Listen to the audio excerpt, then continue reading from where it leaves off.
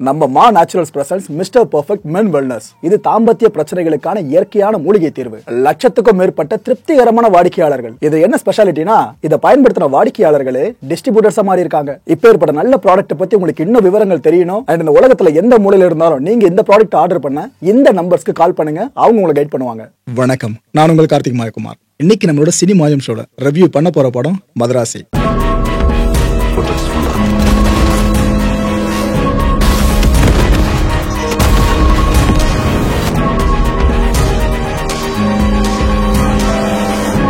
துப்பாக்கி அவன் கையில இருந்தாலும் வில்லன் நான் தான்டா. மதராசி இந்த டைட்டில வச்சதுமே நாம அதை கேட்டதுமே ரைட்டு கொஞ்சம் கான்ட்ரவர்ஷியல் சப்ஜெக்டா இருக்குமோ அப்படின்னு நினைச்சோம். ஆனா ஏஆர் முருகதாஸ் அவர்கள் கமர்ஷியலா நல்லா கொண்டு போவார்ல, அப்ப கான்ட்ரவர்சி கொஞ்சம் டவுட் தான்ப்பா அப்படின்னு நினைச்சுதான் தேட்டருக்கு போனோம். டவுட் வேணாம் மக்களே, கான்ட்ரவர்சிலாம் ஒண்ணுமே கிடையாது. இந்த டைட்டில் சார்ந்து படத்தோட கதை நகரம் அப்படின்னு பெருசா இருக்காதுங்க. ஆனா தமிழ்நாடை பத்தி வில்லனோட டைலாக சொல்லுவாப்ல, அங்க மட்டும் தான் டைட்டில் கனெக்ட் உங்களுக்கு கிடைக்கும். இந்த வித்தியாசம் முதல்ல சொல்லிட்டேன்னா ரைட்டு. இந்த படத்தை எழுதி இயக்கி இருக்கிறது நம்ம ஏஆர் முருகதாஸ் அவர்கள். கம்பேக் கொடுக்கணும்னு சொல்லிட்டு இருந்தாங்களே, ஏன்னா சிக்கந்தர்ல சிக்கி சின்னாபின்னமானாரு. அதுக்கப்புறம் எப்படியாவது கம்பேக் கொடுப்பாருன்னு எல்லாரும் எதிர்பார்த்துட்டு இருந்தோம். ஒரு உண்மையை சொல்லிடுறேன், கம்பேக் கொடுத்துட்டாரு. அப்பேரோட படம் தான் இது. இந்த படத்தில் நடிச்சிருக்கிறது எஸ்கே, விதுத் ஜமால், ஷபீர், ருக்மிணி. சினிமாட்டோகிராஃபி சுதீப் எலமனுங்க. யார் தெரியுமா? ஐயப்பனும் கோஷியும் படம் பார்த்துருப்பீங்களே, அந்த படத்துல சினிமாட்டோகிராஃபர் இவர் தான். அதுவும் அந்த படத்தில் நடிச்சிருந்தால பிஜு, அவர் தான் இந்த படத்துல மதராசிலையும் முக்கியமான ரோல் பிளே பண்ணியிருக்காரு. அந்த ஐயப்பனும் கோஷியும் படம் பார்த்ததும் ஏஆர் முருகதாஸ் அவர்கள் அப்பயே முடிவு பண்ணிட்டாங்க, பிஜு நம்ம படத்துல இருக்கணும்னு. அவரை மட்டும் கூட்டு வராம அந்த படத்தோட சினிமாட்டோகிராஃபரையும் சேர்த்து கூட்டு வந்திருக்காரு. இந்த படத்தை எடிட்டரா ஒர்க் பண்ணிருக்க ஸ்ரீகர் பிரசாத் அவர்கள். இந்த படத்துக்கு இசை நம்ம அனிருத் அவர்கள். படத்தை ப்ரொடியூஸ் பண்ணிருக்கிறது ஸ்ரீ லக்ஷ்மி மூவிஸுங்க. ஓகே, இந்த படத்தோட பிளஸ் மைனஸ்லாம் பார்க்கறதுக்கு முன்னாடி வழக்கம் போல சில முக்கியமான விஷயம் நான் சொல்லிடுறேன். இந்த படம் இந்த திடீர் தளபதின்ற ஒரு விஷயம் இருக்குல்ல, அது கொஞ்சம் கன்வின்ஸ் பண்ற மாதிரி அமைஞ்சிருக்குங்க. அதாவது இந்த படம் பார்த்து முடிச்சுட்டு வெளியே வரும்போது, பரவாயில்லப்பா விஜய் சார் கரெக்டான ஆள் துப்பாக்கியை கொடுத்துருக்காரு அப்படின்னு நீங்களே சர்டிஃபிகேட் கொடுப்பீங்க. அந்த அளவுக்கு ஒரு நல்ல படம் தான்.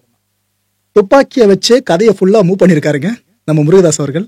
அதாவது விஜய் சார் அந்த கோட் படத்துல எஸ்கே துப்பாக்கியை கொடுத்தாரா, இது நல்லா இருக்கே, இதை வச்சு நம்ம ஃபுல் படம் எடுத்தா எப்படி இருக்கும்னு அப்படி மைண்ட்ல வச்சு அந்த படத்தை எடுத்திருக்காரு. படம் முழுக்க துப்பாக்கி தான். படத்தோட கதை இருக்குல்ல, அதுவே துப்பாக்கியை பேஸ் பண்ணதான். விஜய் சார் நடிச்ச துப்பாக்கி படத்துக்கு அந்த டைட்டில் வச்சிருப்பாங்களே, ஆனா அந்த டைட்டில் இந்த படத்துக்கு வச்சிருக்கணும். ஏன்னா எங்க பார்த்தாலும் துப்பாக்கி துப்பாக்கி துப்பாக்கி, தமிழ்நாடுக்குள்ள துப்பாக்கி எந்த அளவுக்கு கொண்டு வந்து விற்க போறாங்க, இதை வச்சுதான் ஃபுல்லா கதையை நகர்வே இருக்கு. சோ ஒரு துப்பாக்கி இவர் கையில கொடுக்கப்பட்டுச்சா விஜய் சார் மூலமா, இந்த படத்துல ஒரு காட்சி ஒண்ணு வராங்க. ஆயிரக்கணக்கான துப்பாக்கிகள் எல்லாத்தையும் கடல்ல தள்ளி விட்டுருவாப்ல யார், எஸ்கே அவர்கள். இது அவரு கேட்டு வச்ச சீனா இல்ல முருகதாஸ் சாரே வச்ச சீனான்னு தெரியல, ஆனா படத்துக்கு அதனால ஆப்டா பொருந்து இருக்கு. அதே போல இந்த நேர்கொண்ட பார்வை படம் பார்த்திருப்பீங்க, அதுல அஜித் சாருக்கு வச்சே ஆகணும்பா ஒரு கமர்ஷியல் எலிமெண்ட் ஆக்ஷன் சீன் அப்படின்ட்டு ஒரு சீனை வச்சிருப்பாங்க. அதாவது அவருக்கு மாத்திரை போட முடியாம அந்த நேரத்தில் அவர் எவ்வளோ ஆங்கரா மாறுவாரு. அதுக்கப்புறம் ஃபைட் சீனு, வீலிங் அடிக்கிறது, இதெல்லாம் பார்த்துருந்தோம். எங்க படத்துல இது போல காட்சி இல்லைனாலும் தமிழ் ஆடியன்ஸ்க்காக வச்சிருந்தாங்க. அந்த சீன் இருக்குல்ல, பர்டிகுலர் சீனு, தம்பி அவர் இதெல்லாம் போட்டாருன்னா ஓகே மாத்திரலாம், அப்படி இல்லைன்னா மாட்டினா சிக்கி சின்ன பின்னம் ஆயிடுவேன். இந்த ஒரு சீனை ஒரு படம் ஃபுல்லா எடுத்து அப்படி இருக்கும். அதான் இந்த படம் மதராசி. இந்த மதராசி படம் பாக்குறப்ப அங்கங்க உங்களுக்கு கஜினி நெடி கொஞ்சம் ஹெவியா வீசும். துப்பாக்கி படத்தோட நெடி ஓரளவுக்கு அங்கங்க வீசும். பட் படத்தோட ஃபைனல் ரிசல்ட் கேட்டீங்கன்னா குட். இதுல மொக்க படம் எதிர்பார்த்த அளவுக்கு இல்ல அப்படிலாம் கிடையாது. படம் சூப்பராக வந்திருக்கு. அமரனுக்கு பிற்பாடு சிவகார்த்திகேயன் அவர்களுக்கு ஒரு நல்ல ரிசல்ட் கொடுக்குற படமா இந்த படம் அமைஞ்சிருக்குங்க. இதை நம்ம ஓப்பனா ஒத்துக்கிட்டு தான் ஆகணும். அமரன் லெவலுக்கான்னு கேட்டீங்கன்னா அந்த அளவு தாக்கத்தை ஏற்படுத்தல. ஆனா ஒரு ஹிட் படம்பா எஸ்கேவோட கெரியர்ல அடுத்த ஒரு ஹிட் படம்ன்ற மாதிரி தான் இந்த படம் ரிசல்ட் கொடுத்துருக்கு. நல்லா செலக்ட் பண்றாங்க. அதாவது முருகதாஸ் சார் ஐயோ அவரா அப்படின்னு நடிகர்கள் பார்த்துட்டு இருந்த நேரத்துல இவரை பத்தி நல்லா தெரியும், மனுஷன் கம்பேக் கொடுத்தா வெயிட்டா இருக்குன்னு நம்பி அவர் கால் ஷீட் கொடுத்தாரு. முருகதாஸ் அவர்களும் அதை ஜஸ்டிஃபை பண்ணிருக்காருங்க. சூப்பரா படத்தை மேக் பண்ணி கொடுத்திருக்காரு. இந்த படத்துல உளவியல் பிரச்சனையை வச்சு கதையை ஒட்டு மொத்தமா நகர்த்தி கொண்டு போயிட்டு இருப்பாரு முருகதாஸ் அவர்கள். உளவியல் பிரச்சனை வேற யாருக்கும் இல்ல, படத்தை புரோட்டகனிஸ்ட் இருக்காருல சிவகார்த்திகேயன், இவருக்கு தான் உளவியல் பிரச்சனை இருக்கும். புரியுதா?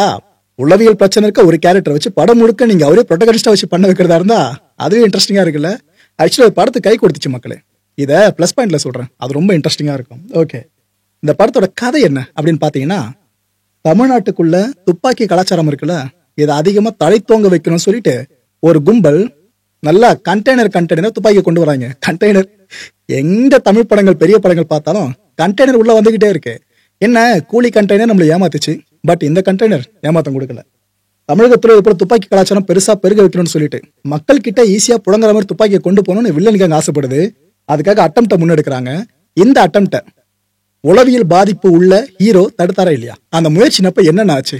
இதுதான் ஒட்டுமொத்த பட கதையை. இந்த படத்துல பிளஸ் பாயிண்ட்ஸ் எடுத்துக்கிட்டா 7 இருக்கு. அதுல பிளஸ் பாயிண்ட் என்ன தெரியுமா? இவர்தான். அடிச்சு சொல்றேன், வித்யுத் ஜம்மால மட்டும் இந்த படத்துல அவங்க கேஷ் பண்ணாம விட்டுருந்தாங்க, இந்த படம் இப்போ கொடுத்துருக்க ரிசல்ட் இருக்குல்ல, கண்டிப்பா வந்திருக்காது. அந்த கேரக்டரை நீங்க யாரை ரீப்ளேஸ் பண்ணியிருந்தாலும் இவ்வளவு ரிசல்ட் வந்திருக்காது. என்ன ஸ்கிரீன் அப்பியரன்ஸ்ன்றீங்க? ஒரு இன்ட்ரோ சீன் ஒன்று வரும். பொதுவா ஹீரோட இன்ட்ரோ சீனு தானே தேட்டர்ல அப்படி அலப்பற பறக்கும். இவரை காட்டுற இன்ட்ரோ சீன் ஒன்று இருக்கும் பாருங்க, எல்லாருமே எஸ்கே தான் காட்ட போறாங்க அப்படின்னு பார்த்துட்டு இருப்பாங்க. பார்த்தா இவரோட ஃபேஸ் க்ளோஸ்ல வரும். தேட்டர் மிரண்டுருச்சு மக்களே. அப்படியெல்லாம் அப்ளாஸ் பண்ணி வில்லனை வரவேத்தாங்க. அந்த அளவுக்கு இருந்துச்சோட பெர்ஃபார்மன்ஸ். ஃபர்ஸ்ட் ஃப்ரேம்லயே சாப்பிட்டாருங்க எல்லாரையும். அதுவும் வித்யுத் ஒரு படத்தில் நடிக்கிறாருன்றனாலே அதில் சண்டை காட்சிகள் பயங்கரமா இருக்கும். அதில் ஒரு பெர்ஃபார்மன்ஸ் ஹெவியா இருக்கும்ல. இந்த படத்துல சண்டை காட்சியில மிரட்டி விட்டாருங்க நம்ம வித்யுத். என்ன பெர்ஃபார்மன்ஸ்ன்றீங்க? அது மட்டும் இல்லாம இந்த சூப்பர் பாஸ் கீழே இன்னொரு பாஸ் இருப்பாப்புல, நம்ம ஷபீர் பண்ணியிருப்பாரு. வேற யாரும் இல்ல, டான்சிங் ரோஸ் இருக்கார்ல சார்பேட்டா, அவர் தான் அந்த ஒரு செகண்ட் வில்லனா பண்ணிருப்பாப்ல. அவரு என்ன பாடி லாங்குவேஜ்ன்றீங்க? அதாவது சார்பேட்டானா டான்சிங் ரோஸுக்கு இப்படிலாம் இருக்கணும் அவனோட பாடி லாங்குவேஜ். இதை கிங் ஆஃப் கொத்தா போற அப்படின்னா அங்க நம்ம வேற மாதிரி இருக்கணும்னு அந்த கேரக்டரா மாறி நடிக்கிறதுல ஷபீர் மேல வந்துட்டு இருக்காரு. சரியான சட்டில் பெர்ஃபார்மன்ஸ். இந்த 2 பேர் இருக்காங்களா, ஒரு பக்கம் இவரு, இன்னொரு பக்கம் ஷபீர். இவங்க 2 பேரையும் பாக்குறப்ப வேட்டையாடு விளையாடு இந்த அமுதா இலா கேரக்டர் இருக்குல்ல, அது உங்க மைண்ட்ல வரும். இன்னொரு பக்கம் போனீங்கன்னா ராஜுபாய், அந்த ஃப்ரெண்ட்ஷிப் இருக்குல்ல, அதுவும் உங்க மைண்டுக்கு வரும். ஆனா படத்துல இந்த 2 கேரக்டரும் மத்தவங்க தூக்கி சாப்பிட்டுருச்சுங்க. 2வது பிளஸ் பாயிண்ட் தான் நம்ம ப்ரொட்டகனிஸ்ட பத்தியே பேச போறோம். எஸ்கேவோட பெர்ஃபார்மன்ஸ். அது மட்டும் இல்ல, அவரோட கேரக்டர் டிசைன் இருக்குல்ல, அது சூப்பரா பண்ணிருக்காங்க. உளவியல் பாதிப்பு இருக்கிற ஒரு ப்ரொட்டகனிஸ்ட். அவர் இடத்துக்கு ஏற்ற மாதிரி ஃபுல்லா மாறி நடிக்கணும். எல்லாத்துலயுமே ஏதோ கமர்ஷியல் ஹீரோ மாதிரி போயிட்டு இருக்க முடியாதுல்ல. இவரோட முந்தைய படங்கள் பார்த்து அமரனை தவிர்த்து சொல்றேன். ஆனா இந்த படத்துல சேஞ்ச் அவர் கொடுத்துருக்காருங்க. இவரோட ஆக்டிங் ஸ்கில்லே ஒரு லெவல் மேல வந்திருக்குன்னு நீங்க கண்டிப்பா அந்த படம் பார்த்து பாராட்டுவீங்க. அவ்வளவு சூப்பரா பண்ணிருக்காரு காரணம் எஸ்கே. அதுவும் பர்டிகுலரா பாத்தீங்கன்னா ஒண்ணுமே தெரியாத அப்பாவி மாதிரி இருக்கிற அந்த கேரக்டர் எப்படி பெர்ஃபார்ம் பண்ணும்.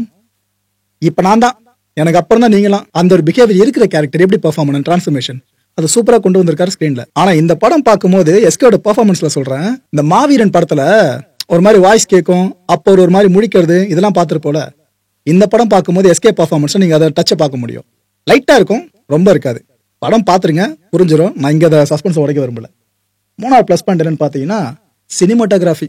ஆக்சுவலா வித்யுத்தோட பேரை மட்டும் நான் முன்னாடி கொண்டு வராம இருந்திருந்தேன். சினிமாட்டோகிராஃபி தான் முதல்ல எடுத்திருப்பேன் அந்த லிஸ்ட்ல. என்ன ஒர்க்குன்றீங்க? செம்ம சினிமாட்டோகிராஃபி ஒர்க். ஏதாவது ஒரு சில படங்கள் தான் நம்ம சினிமாட்டோகிராஃபி சார் இப்படி பேசுவோம். இந்த அளவுக்கு நான் பில்டப் கொடுக்குறேன்னா அந்த அளவுக்கு படத்துல சினிமாட்டோகிராஃபி ஒர்க் இருக்குன்னு அர்த்தம். நம்ம சுதீப் சாப்டார் மக்களே சூப்பரா பண்ணியிருக்காரு. இவர் கூட எடிட்டர் ஸ்ரீகர் பிரசாத் சேர்ந்திருக்காருன்னா சாதாரணமா இருக்கும் அவுட் புட். எடிட் ஷாட் அதுலயும் பர்டிகுலரா சிவகார்த்திகேயனோட டிரான்ஸ்ஃபர்மேஷன் இருக்கும்.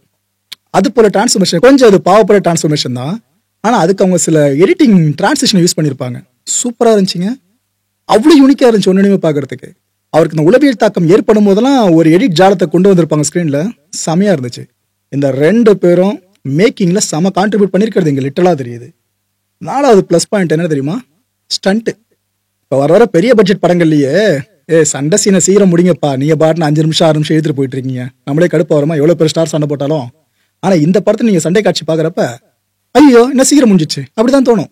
ஆக்சுவலா ஒரு படத்தோட சண்டை காட்சியை பாக்குறப்ப இது நம்ம முன்னாடி எல்லாம் படங்கள்ல பார்த்த மாதிரிலாம் இல்லையே, வித்தியாசமா இருக்கு அப்படின்னு சில படங்கள் மட்டும் தான் யோசிக்க வைக்கும்.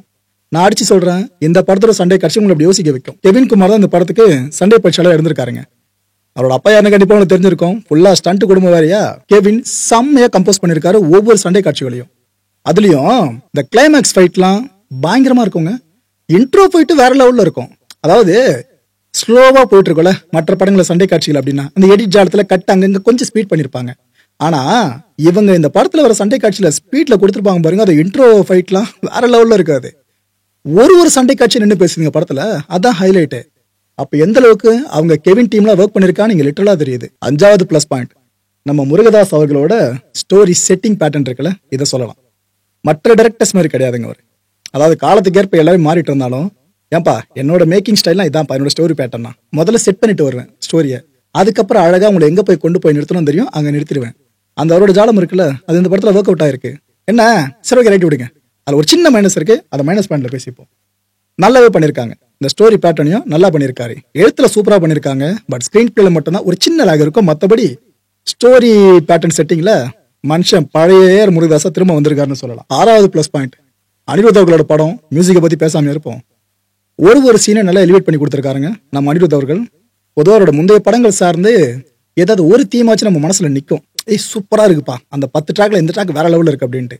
இந்த படம் பார்த்து முடிச்சு வந்த பிற்பாடு உங்களுக்கு அந்த தீம்லாம் மேபி ஞாபகம் இல்லாம போயிடலாம், ஏன்னா அந்த அளவுக்கு அழுத்தமா இருக்காது. பட் படத்தோடு பாக்குறப்ப கதை நகர்வுக்கும் சீனை எலிவேட் பண்றதுக்கும் ஒரு ட்ராக்கும் பயங்கரமா ஹெல்ப் பண்ணிருக்குங்க. அனிருத் எஸ்கேவுக்கு ஸ்பெஷலா போட்டு கொடுப்பாருன்னு ஒரு விஷயம் இருக்குல்ல, அது திரும்ப ஒரு முறை ப்ரூவ் பண்ணிருக்காரு, சூப்பரா போட்டிருக்காரு. அதுவும் வித்யுத் வர காட்சிகளை பயன்படுத்திருக்க தீம்லாம் அல்டிமேட்டா இருந்துச்சு. இன்னொன்னு சொல்லிடுறேன், ஏன்னா வித்யுத்தை நீக்க மர பேசிதான் ஆகணும்னு நினைக்கிறேன். ஏன்னா அந்த படம் பார்த்து முடிச்சதுக்கு அப்புறம் ஏப்பா சிவகார்த்திகேயன் தானே ஹீரோ, ஆனா அவரை விட இல்ல வித்யுத்தை கொண்டாடுறாங்க அப்படின்னு நீங்களே சுத்தி பார்க்க ஆரம்பிச்சிருவீங்க. அப்பேற்பட்ட ஒரு கம்பேக் வித்யுத்னு சொல்லலாம் தமிழ்ல. என்ன பெர்ஃபார்மன்ஸ் பாருங்க, அவரை பத்தி ஃபர்ஸ்ட் பாயிண்ட்ல பேசி திரும்ப பேச வச்சிருக்காரு. இந்த ஃப்ரேமுங்க படத்துல இந்த ஃப்ரேம் வரும் பாருங்க, அப்படி போயிடும் அந்த ஃப்ரேம் வந்து. ஆனா அதுக்கு ஆடியன்ஸ் ஒரு மாதிரி கிரேஸுக்கு ஆவாங்க பாருங்க, அதெல்லாம் அல்டிமேட்.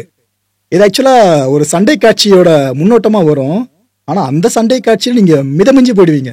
என்ன இது எஸ்கே பண்ண வேண்டியது இவர் பண்ணிட்டு இருக்காருன்னு வேற லெவல் பண்ணிட்டாருங்க வித்யுத். 7வது கடைசி பிளஸ் பாயிண்ட் ருக்மிணி. பொதுவா ஹீரோயினை எல்லா படங்கள்லயும் சும்மா ஒரு 10 நிமிஷம் 20 நிமிஷம் மட்டும் அதிகபட்சம் ஸ்கிரீன் ஸ்பேஸ், சும்மா வாமா போமா உட்காருமா சாப்பிடுமா ஆறுதல் சொல்லுமா ஹீரோக்கு, அழுமா காமெடி பண்ணுமா, இவ்வளவுதான் இருக்கும். ஆனா இந்த படத்துல உண்மையிலேயே ஹீரோயினுக்கு பயங்கர இம்பார்ட்டன்ஸ் கொடுத்துருக்காங்க. நம்ம பெருசா பிளஸ் பாயிண்ட்ஸ்ல ஹீரோயினை ஏத்த மாட்டோம், பிகாஸ் கதை நகருக்கு பெருசா அவங்க கை கொடுக்க மாட்டாங்க அந்த கேரக்டர். ஆனா இந்த படத்தோட கதை நகர்வு இருக்குல்ல, அதுக்கு முக்கியமான காரணமே ஹீரோயின் தான். அந்த ஹீரோயினை வச்சு கதை ஃபுல்லா டிராவல் ஆகிட்டு போயிட்டு இருக்கோங்க.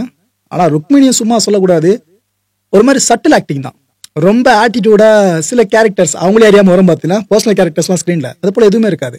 அவ்வளவு சூப்பரா பண்ணிருக்கா ருக்மிணி. எனக்கு தெரிஞ்ச தமிழ் சினிமால பெரிய ரவுண்டு வரதுக்கு இவங்களுக்கு வாய்ப்பு பெருசா இருந்திருக்கு. நான் ப்ரோ பூரா பிளஸ்ஸாவே இருக்கு, மைனஸ் பாயிண்டே இல்லைன்னு கேட்டீங்கன்னா இருக்கு. பட் நான் தெளிவா சொல்லிடுறேன், அது ரொம்ப பெரிய மைனஸ் பாயிண்ட்லாம் கிடையாதுங்க. அதாவது ரிவ்யூ பண்ணணுன்றதுக்காகவே நீங்க தேடி கண்டுபிடிச்சுன்னா அந்த மைனஸ் பாயிண்ட் கண்ணில் தெரியும். அதுல 3 பாயிண்ட்ஸ் எங்களுக்கு தெரிஞ்சது. அதுல முதல் பாயிண்ட் என்னன்னா, ஃபர்ஸ்ட் ஹாஃபோட ஸ்கிரீன் பிளே இருக்குல்ல, அது கொஞ்சம் லேக். இது நாங்கள் ஒத்துக்கிட்டு தான் ஆகணும். நான் இன்டர்வல் போர்ஷனுக்கு முன்னாடி ஒரு 10 நிமிஷம் முன்னாடி இருந்து கதை நகரும் சூப்பரா போக ஆரம்பிச்சிடும். இன்ட்ரோவும் சூப்பரா இருக்கும். அதுக்கு இடைப்பட்ட டைம் இருக்குல்ல, அங்க இந்த ரொமான்ஸ் ஆகுதுன்னு சொல்லி போயிட்டு ஒரு மாதிரி நம்மளே சோர்வடைய செஞ்சிருப்பாங்க. அந்த ஸ்கிரீன் பிளே மட்டும் கொஞ்சம் சரி பண்ணியிருந்தாங்கன்னா கண்டிப்பா இதுதான் இந்த வருஷத்தோட பிளாக் பஸ்டர் மூவி சொல்லியிருக்கலாம். ஓகே, 2வது மைனஸ் பாயிண்ட் என்னன்னு பாத்தீங்கன்னா, படத்துல காதல் சார்ந்த காட்சி, அதாவது ஹீரோக்கோ ஹீரோயினுக்கோ இடையில வர காட்சிகள் நிறைய இருக்கும். எனக்கு தெரிஞ்சு இந்த படத்துக்கு, அது வித்யுத் இருக்க படத்துக்கு, இவ்வளவு பெரிய ஆக்ஷன் படத்துக்கு, ஷபீர் வேற இருக்கிற படத்துல இவ்வளவு காதல் காட்சிகள் தேவையில்லையே. ஒரு 60% மட்டும் காதல் காட்சிகளை வச்சு ஒரு 40 தூக்கி இருக்கலாங்க. அதை கிறிஸ்பா எடுத்துட்டு அங்க ஆக்ஷன் காட்சியில மட்டும் இன்சர்ட் பண்ணிருந்தாங்க, படம் இன்னும் பயங்கரமா அல்டிமேட்டா மாறி இருக்கும். இங்க மட்டும் கொஞ்சம் சொதப்பி இருந்த மாதிரி இருந்துச்சு. 3வது மைனஸ் பாயிண்ட் என்னன்னா, லாஜிக் சின்ன சின்ன ஓட்டைகளா இல்ல, ரொம்ப பெரிய ஓட்டைகளா இருக்கும். இன்ஃபேக்ட் துப்பாக்கி படம் பார்த்து இந்த மிலிட்டரி சோல்ஜர்ஸ் மேல ஒரு பெரிய மரியாதை எல்லாருக்கும் வந்துச்சு. பாத்தீங்கன்னா படம் பார்க்கலனால வந்துடும் நம்மளுக்கு, ஆனா அந்த படம் பார்த்ததுக்கு அப்புறம் ரொம்ப அதிகமாச்சு.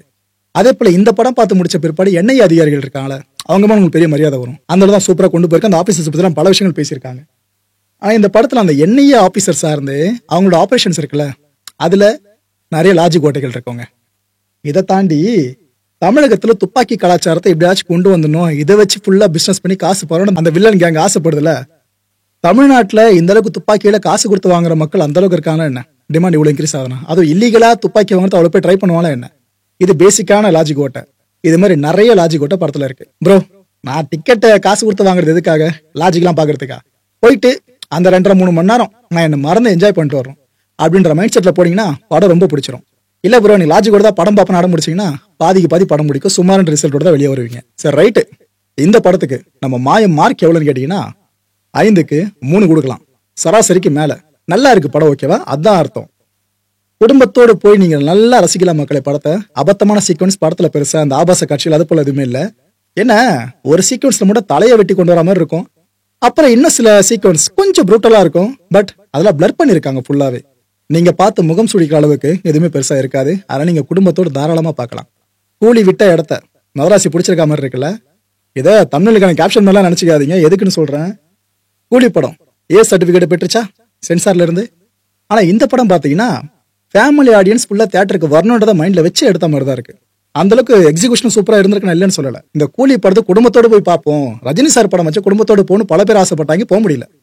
ஆனா இந்த படத்தை இதுக்கப்புறம் குடும்பமா வந்து பார்ப்பாங்க. அவ்வளவுதாங்க, இந்த FDFS போகணும்ல, அங்கேயே பல குடும்பங்கள் வந்தாங்க. எங்களுக்கு அதை பார்த்து பரவாயில்லையே, இந்த அளவுக்கு குடும்பமா வராங்களேன்னு கூலி நாங்க பார்க்காத காட்சி இங்க பார்த்திருந்தோம். சோ இந்த முறை இந்த மதராசி படம் ஒரு பெரிய வசூல் வேட்டை நடத்துற வாய்ப்பு பெருசா விழுந்திருக்கு. சில படங்கள் ஸ்லோ பிக்கப்பா இருக்கோல, மேபி இந்த படமும் அந்த லிஸ்ட்ல சேரலாம். அடுத்த நிகழ்ச்சி சந்திக்கலாம். நன்றி, வணக்கம். வணக்கம் மாயம் ஸ்டுடியோஸ் நண்பர்களே. மாயம் ட்ரெண்ட்ஸ் அப்படின்ற ஒரு புதிய ஃபேஸ்புக் பேஜை ஓப்பன் பண்ணியிருக்கோம். நீங்கள் யூடியூப்ல பார்த்துட்டு இருக்கீங்களா நம்மளோட கான்டென்ட்ஸ்லாம். இதெல்லாம் விட ஒரு படி மேலே ரொம்ப கிறிஸ்பாகவும் ரொம்ப சூப்பராகவும் நிறைய கான்டென்ட்ஸ் உங்களுக்கு இந்த பேஜில் காத்துட்டு இருக்குங்க. ஸோ உடனடியாக ஃபேஸ்புக் பிளாட்ஃபார்ம் போங்க, மாயம் ட்ரெண்ட்ஸ்னு டைப் பண்ணி சர்ச் பண்ணி நம்ம பேஜை ஃபாலோ பண்ணுங்க. அப்படியே நம்ம சேனலையும் நீங்கள் சப்ஸ்கிரைப் பண்ணிட்டீங்க அப்படின்னா இன்னும் நிறைய புது புது கான்டென்ட்ஸை உங்களுக்காக ப்ரொடியூஸ் பண்ணி கொடுத்துக்கிட்டே இருப்பாங்க. நீங்கள் பண்ணுற ஒவ்வொரு சப்ஸ்கிரிப்ஷனும் எங்களுக்கு பெரிய மோட்டிவேஷனாக அமையும்.